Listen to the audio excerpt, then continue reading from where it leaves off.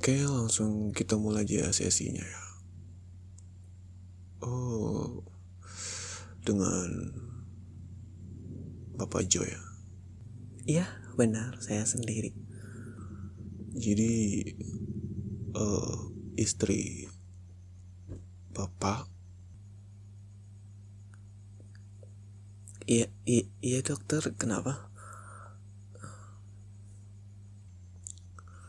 istri Bapak mengalami trauma yang cukup hebat akibat pendarahan hebat ketika pasca kelahiran. Saya punya dua kabar baik sama satu kabar buruk. Kira-kira Jo mau dengar yang mana? Saya mau dengar kabar baiknya dulu, dok. Oke, kabar pertama, kabar baiknya, anak anak yang dilahirkan istri Anda itu kembar. Kembar? Kembar? Kok bisa? Dok, bukannya kami udah coba USG dan itu cuman terlihat satu. Bisa saya selesain dulu, Jo? Boleh. Jadi, mungkin karena ada suatu kesalahan atau kayak gimana di bagian mesin USG-nya atau tertutup, jadi nggak terdeteksi kembarannya. Dan ketika pasca persalinan itu sebenarnya anaknya kembar. Jadi anak saya kembar. Benar sekali, Jo. Kalau kayak gitu, kabar baik keduanya apa, dok? Oke, kabar baik keduanya, dua-duanya hidup. Anak yang dilahirkan oleh istri Jo, dua-duanya hidup. Tapi salah satunya perlu perawatan intensif. Syukur. Oke. Itu kak, ya saya senang. Saya ternyata istri saya melahirkan anak kembar. Terus kabar buruknya bagaimana? Oke, kabar buruknya karena dikarenakan karena istri Jo mengalami pendarahan hebat dan dugaan awal kami hanya satu anak ternyata kembar. Istri Bapak mengalami koma sing. Hah? Maksud dokter apa? Jadi kayak gini, Jo. Bisa kamu rahasiakan dulu untuk anak kedua? Kenapa mesti dirahasia? Jadi seperti ini. Karena gimana ya saya jelasin ya? Kan untuk yang sesi waktu melahirkan, Bapak Jo datang ketika udah mau berakhir kan? Iya benar, karena pada saat itu saya ada keperluan mendadak, itu ada panggilan kantor. Nah, benar.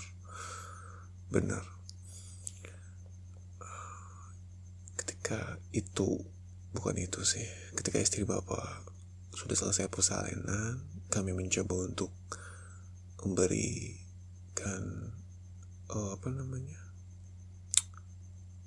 memberikan kasih selimut, atau pas lagi membersihkan bayinya ada kekurangan. Jadi istri Bapak itu pada saat itu kayak yang dia ketahui cuma satu, dia melahirkan cuma satu anak padahal dua. Nah, mungkin Bapak juga nggak tahu, yang ini nggak diceritain karena cuma suster aja yang tahu. Apa dokter? Pas suster nunjukin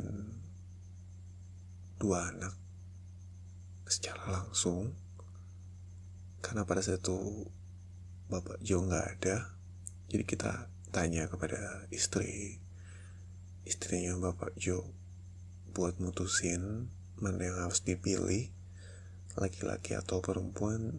Istri Bapak pilih perempuan dan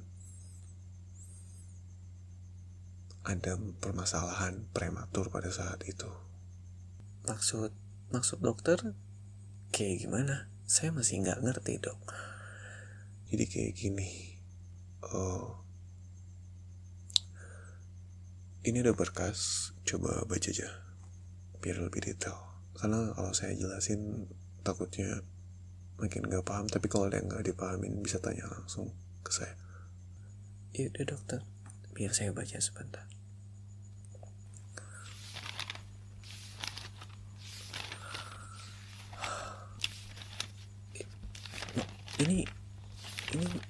Ini kok bisa kayak gini, dok? Ya, itulah yang terjadi, Bapak Jo. Jadi istri Bapak mengalami delusi. Delusi, dok? Maksud dokter? Iya, delusi yang saya maksud adalah dia nganggap kalau dia cuma melahirkan satu anak padahal dua anak, karena mengira satu anaknya tidak berhasil hidup, dan dia coba menyangkal diri bahwa dia cuma melahirkan satu anak, bukan dua anak.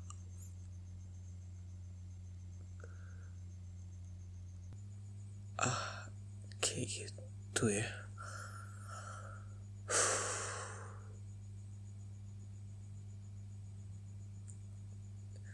Saya baru tahu ketika saya diminta datang ke rumah sakit.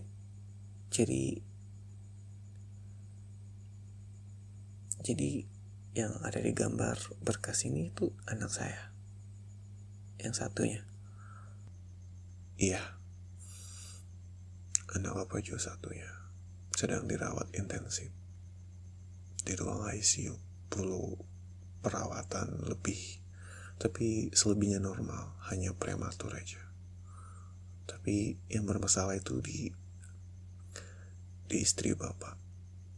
Bagaimana cara buat meyakinkan kalau itu anaknya Bapak Jo dan istri?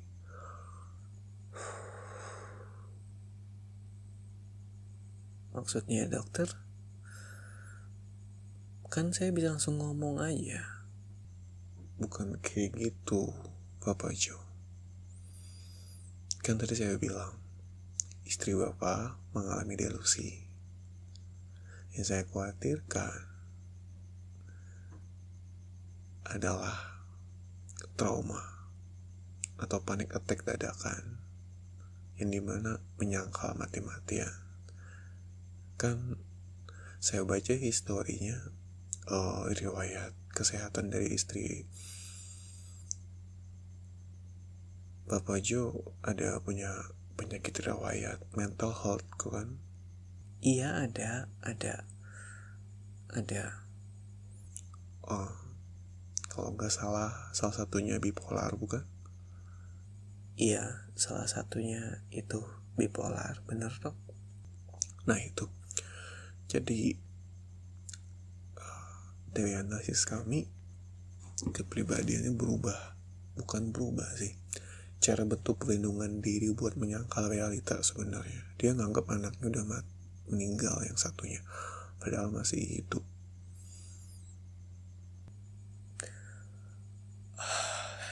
Jadi kayak gitu ya. Menurut dokter, apa yang harus saya lakuin? Sebenarnya ada dua hal. Dua hal itu berdampak baik apa buruk? Dua hal ini sebenarnya bisa berdampak baik, tapi berdampak buruk tergantung bagaimana istri bapak buat nerimanya.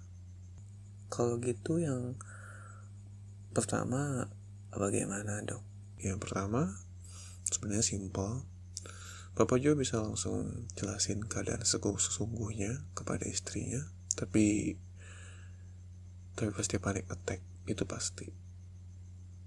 Oke, itu yang pertama. Terus yang kedua? Yang kedua ini jauh lebih simpel lagi, tapi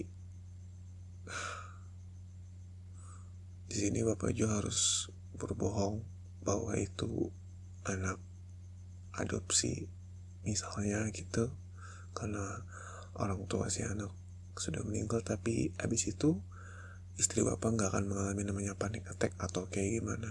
Karena yang saya tahu, istri bapak punya riwayat penyakit jantung lemah kan, tidak bisa panik sedikit. Iya sih, bisa aja saya ambil opsi kedua, tapi saya harus bohong sama istri saya sendiri dok. Pilihan yang sulit. Ada lagi dok? Kayaknya cukup itu aja deh, Nacho. Oh, oke. Kan saya coba pikir matang-matang lah. Apa selanjutnya? Ya, begitulah. Yaudah, langsung aja akhiri sesi kali ini. Tapi kalau pengen konsultasi lagi bisa langsung hubungi saya, kontak di resepsionis, minta saya aja langsung, karena saya yang kebetulan hadapin case ini. Ya makasih tuh. Kalau boleh tahu, anak saya dirawat di mana ya? Di ruangan mana? Oh, saya nggak tahu detailnya ruangan mana, tapi bisa saya langsung tanyakan ke resepsionis. Keputusan dari tangan bapak, saya sini sebagai hanya pembantu aja, kebantu buat ngasih opsi atau pilihan atau berkonsultasi. Sebelumnya makasih banyak ya dok. Iya, sama-sama kok. Ya udah, saya mau ke resepsionis dulu ya. Mau nanyain di mana tempat anak saya berada. Oh iya, ya silakan, langsung keluar aja.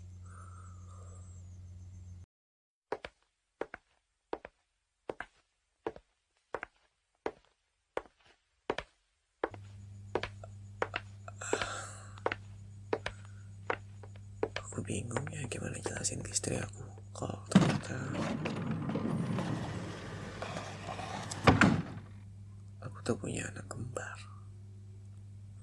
Di satu sisi aku jujur, tapi aku khawatir sama kesehatannya. Tapi di satu sisi aku bohong, tapi aku gimana ya? Ya sudahlah, nanti aku coba pikirin baik-baik lah yang mana yang terbaik.